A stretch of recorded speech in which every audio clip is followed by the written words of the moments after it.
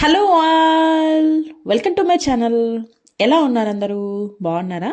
So ఈ వీడియోలో వచ్చేసి మేమైతే టెంపుల్కి వచ్చేసాము. ఇది వచ్చేసి ఏంటంటే నాగల్మడికిలో ఉన్న సుబ్రహ్మణ్య స్వామి టెంపుల్.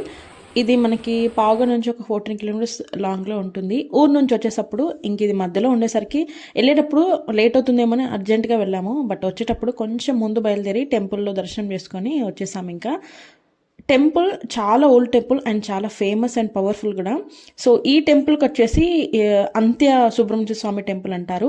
సో మనకి ఆది అండ్ మధ్య ఇంకా రెండు ఉంటాయి temples, Subrahmanya Swamy temples.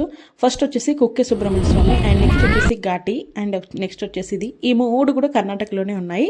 And దీని తర్వాత వస్తూ వస్తూ ఊరు నుంచి కొన్ని తీసుకునే సామాన్లు ఉంటాయి కదా, సో దాంట్లో ఈ బాక్స్ ఒకటి. సో దీంట్లో వచ్చేటప్పుడు మా అత్త కొంచెం పిండి పంపించేశారు. ఇది రాగానే అయితే ఫ్రిడ్జ్లో పెట్టేశాను, ఎందుకంటే ఎప్పుడు చేసుకుంటామో అప్పుడు తీసుకొని చేసుకుందాం అన్నట్టుగా. అందుకే కొంచెం ఆ బాక్స్కి ఇంకా కొంచెం అలా తడి ఉన్నట్టుగానే ఉంది. సో కొంచెం ఏంటంటే నార్మల్ రూమ్ టెంపరేచర్కి వచ్చినాక చేసుకుంటే బాగుంటుంది. ఎందుకంటే ఫ్రిడ్జ్లో మెయిన్గా పెట్టడానికి రీజన్ ఏంటంటే బయట పెడితే చీమలు పట్టేస్తాయి అండ్ ఫ్రిడ్జ్లో అయితే ఫ్రెష్గా ఉంటుంది అండ్ మనకి ఎప్పుడు కావాలంటే అప్పుడు ఫ్రెష్గా చేసేసుకోవచ్చు. సో ఫస్ట్ అయితే ఇక్కడ మూత తీసి చూపిస్తున్నాను ఎలా ఉంది ఏంటనేది. సో ఇక్కడ మీకు అంటే ఎంత గట్టిగా ఉందంటే ఇలా మీకు చూపిస్తున్నా కూడా అసలు ఒక ఇంచు కాదు కదా, ఇంత పక్కకు కూడా కదలట్లేదు, అంత గట్టిగా ఉంది. జస్ట్ ఇప్పుడే తీసాను, ఇంకా చేతికి కూడా ఏం పెద్దగా అతుక్కోవట్లేదు. సో ఇది వచ్చేసి ఏంటంటే మామూలుగా ఇక్కడైతే అత్రాసులు అండ్ కజ్జాయిలు అంటారు, మామూలుగా అయితే అరిసెలు కూడా అంటారు కదా, ఒక్కొక్కరు ఒక్కోలా పిలుస్తారు. సో ఆ పిండి నార్మల్గా తెలంగాణ సైడ్ అయితే ఎలా ఉంటుందంటే ఈ పిండిని అప్పటికప్పుడే అంటే ఫ్రెష్గా తీసి అప్పుడప్పుడే చేసుకొని ఇట్లా స్టోర్ చేసి అయితే నేను ఎక్కడ చూడలేదు, ఫర్ ద ఫస్ట్ టైం చూస్తున్నా. సో దీన్ని ఇంకా మనకి ఎప్పుడు కావాలంటే అప్పుడు మనం అరిసెల్లాగా చేసుకోవచ్చు. అరిసెలు అంటే కొంచెం పెద్ద సైజ్ చేస్తాం కదా, నార్మల్గా చిన్న సైజు కూడా చేసేయచ్చు.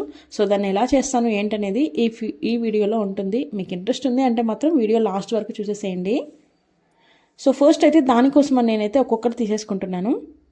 ఫస్ట్ అయితే కొంచెం చిల్లి ఉన్న గరిట ఉంటుంది కదా, సో అది తీసేసుకొని మనం ఈజీగా తీయడానికి ఉండాలి కదా. అండ్ ఇది ఒక్కొక్కటిగా చేసి ఇంకొకటిగా తీస్తాము, అన్నీ ఒకేసారి వేసి ఒక్కొక్కటి వేగిన తర్వాత తీసినాక కాదు. అండ్ ఇక్కడ నేను ఒక ఆయిల్ ప్యాకెట్ తీసుకున్నాను, బ్రాండ్ ఏదైనా పర్లేదు, నాకు ఆయిల్ ప్యాకెట్ మాత్రం కావాలి. ఎందుకంటే లోపల సైడ్ మనకు కొంచెం ఈజీగా వడలు కూడా మనం ఇలాంటి ఆయిల్ ప్యాకెట్ పైనే కదా వేసేది, లైక్ పాల ప్యాకెట్ అని ఏదైనా ఓకే. బట్ ఆయిల్ ప్యాకెట్కి ఏంటంటే సపరేట్గా కొంచెం ఆయిల్ ఆల్రెడీ లోపల ఉంటుంది కాబట్టి ఈజీగా ఇలా అద్దేసి తీసేసేయచ్చు. సో దానికోసం నాకు తీసుకుంటున్నాను. అండ్ ఇక్కడ నేను ఒక కడాయి తీసుకున్నాను, ఎందుకంటే మనం అన్నీ డీప్ ఫ్రై చేయాలి కాబట్టి. సో దానికోసమని ఫస్ట్ అయితే ఆయిల్ అంతా కూడా వేరే బాటిల్లో, అంటే ఫస్ట్ అయితే డీప్ ఫ్రైకి ఎంత కావాలో అంత తీసేసుకున్న తర్వాత మిగిలింది ఇంకా వేరే బాటిల్లో పోసేస్తూ ఉన్నాను.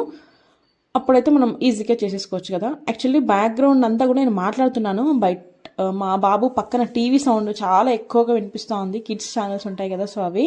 సో దానికోసమని మ్యూట్లో పెట్టేసి నేను మళ్ళీ వాయిస్ ఓవర్ ఇస్తున్నాను.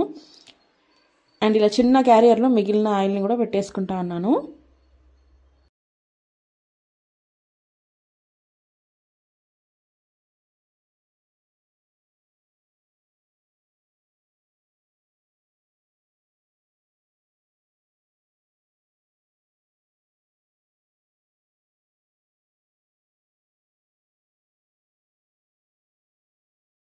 ఆయిల్ ఎంత పోసేసినాక కొంచెం ఆయిల్ లైట్గా ఉంటుంది కదా లోపల సైడ్, ఇప్పుడు ఇంకా దాన్ని ఒక్కసారి నైఫ్తో కట్ చేసి లోపల సైడ్గా నేనైతే ఇలా అద్దేసి వేయడానికి ఈజీగా ఉంటుంది అన్నట్టుగా తీసేసుకుంటున్నాను. సో దీంట్లో కొంచెం ఆయిల్ ఉంటుంది, సో అది కూడా మనకి ఎట్లా యూజే కాబట్టి సో మొత్తంగా కట్ చేసి జస్ట్ లోపల వైపు మనం ఇలా తీసేసుకొని చేసుకునేటట్టుగా ఈజీగా కట్ చేసేసుకుంటున్నాను ఇక్కడ.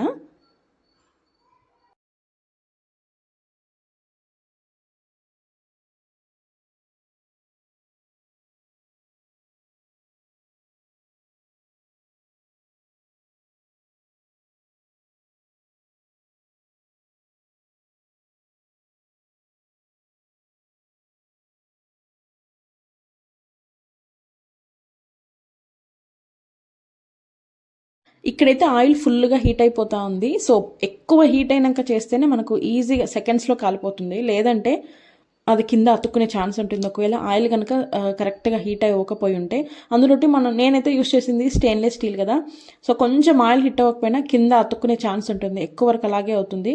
సో మీరు కూడా స్టెయిన్లెస్ స్టీల్ దాంట్లోనే ఇలా కడాయిలో కాల్చేది ఉంటే మాత్రం డెఫినెట్గా ఆయిల్ బాగా హీట్ అయినాకని ఇలా ఏవైనా డీప్ ఫ్రైకి పెట్టేసుకోవాలి, లేదంటే కింద అతుక్కునే ఛాన్స్ ఉంటుంది. సో పిండి అంతా కొంచెం గట్టిగా ఉంది, సో దానికోసమని నేనైతే వేరే బౌల్లోకి వేసేసుకొని మొత్తం ఒకసారి బాగా కలిపేసుకుంటా ఉన్నాను. మరి ఓవర్ గట్టిగా ఉన్న కష్టమే, మరి అలా అని లూజ్గా అంటే కొంచెం ఫ్లోయీ కన్సిస్టెన్సీలో ఉన్నా కూడా కష్టమే కదా. సో నేనైతే కొంచెం అలా గాలికి పెట్టేస్తే ఈజీగా కొంచెం నార్మల్ రూమ్ టెంపరేచర్కి వచ్చేస్తుంది కదా, సో అలా. అండ్ ఇప్పుడు ఇంకా వేసేయడమే. ఫస్ట్ ఒక ముద్ద తీసేసుకొని, అంటే నేనైతే ఫస్ట్ టైం చేస్తూ ఉన్నాను, చేసేటప్పుడు చూసినాను ఒక 2 times అట్లా, బట్ నేను ఎప్పుడు చేయలేదు. ఫస్ట్ అయితే వేస్తున్నాను, అది ఎలా వస్తుందో. అంటే ఫస్ట్ ఎట్లాగైనా కొంచెం మాడిపోవడమో సరిగ్గా కుక్ అవ్వకపోవడమో అవుతుంది కదా, నార్మల్గా అయితే అదే కదా అయ్యేది. సో ఇలా వేసేసి ఇంకా దాంట్లోకి వేయడమే. ఫస్ట్ టైం ఎలా అవుతుందని అందుకే దూరంగా ఉండి చూస్తూ ఉన్నాను. అందులోటి వేడి ఆయిల్లో ఏదైనా ఫస్ట్ ఫ్రై చేసేటప్పుడు కొంచెం చిటపటలు అంటుంది కదా, కొంచెం భయంగా ఉంటుంది, అందుకే అంత తొంగి దూరం నుంచి చూస్తూ ఉన్నాను. సో రిమైనింగ్ అన్నీ కూడా వేసేసేయడమే. ఇలా వేస్తే చాలు అలా పొంగిపోతుంది, అంటే ఫస్ట్ది కాకుండా రిమైనింగ్ అన్నీ కూడా బాగా పొంగాయి.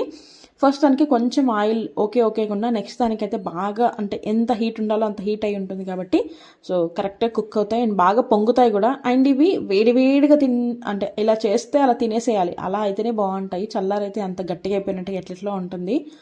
అండ్ ఇది కొంచెం ఆయిల్ ఎక్కువ పీల్చుకుంటుంది. సో ఇంకా ఆయిల్ ఎక్కువ తినే వాళ్ళ, నార్మల్గా ఎప్పుడు తినే వాళ్ళకైతే ఏమనిపించదు, ఎప్పుడు తినలేదు ఫస్ట్ టైం అంటే కొంచెం ఎక్కువనే అనిపిస్తుంది. ఎంత టిష్యూలు వేసినా, ఎంత ఆయిల్ అబ్జర్వ్ చేసుకునే వేసినా కూడా ఆయిల్ అయితే డెఫినెట్గా ఉంటుంది దీంట్లో. సో ఇలా పొంగుతుంది, చాలా బాగా వచ్చిందండి నిజంగా. టేస్ట్ అయితే కూడా చాలా బాగున్నాయి. సో ఇంకా నెక్స్ట్ కూడా వేసేస్తా ఉన్నాను. ఇలా తట్టేసి వేయడమే. నేనైతే కొంచెం ఇలా మరీ పల్చాగా చేయట్లేదు, మరీ దప్పంగా కూడా చేయట్లేదు, అంటే కొంచెం లావుగా కూడా చేయట్లేదు. ఎందుకంటే మరీ పల్చర్ చేస్తే మనకి పొంగదు, లావుగా చేస్తే లోపల కుక్ అవ్వదు కదా. సో దానికోసమని నేనైతే మీడియంగా అలా చేసేస్తా ఉన్నాను.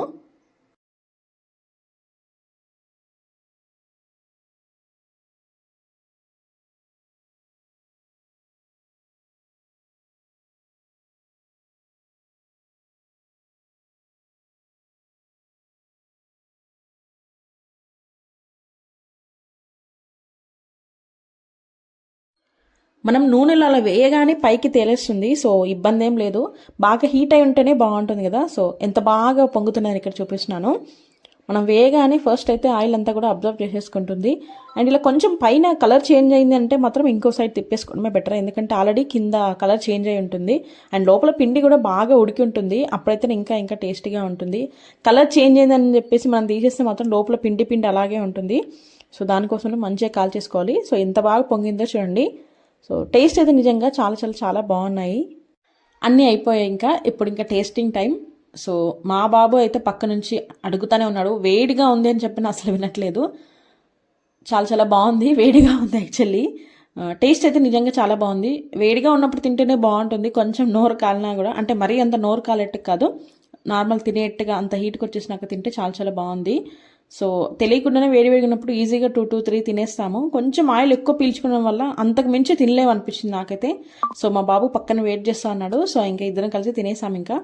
సో ఇంతేనండి video. Thank you for watching. మీరు నా ఛానల్ ఫస్ట్ టైం చూస్తుంటే సబ్స్క్రైబ్ చేసుకోండి అండ్ పక్కనే బెల్ ఐకాన్ ఉంటుంది, దాన్ని కూడా ప్రెస్ చేసేసేయండి. Thank you.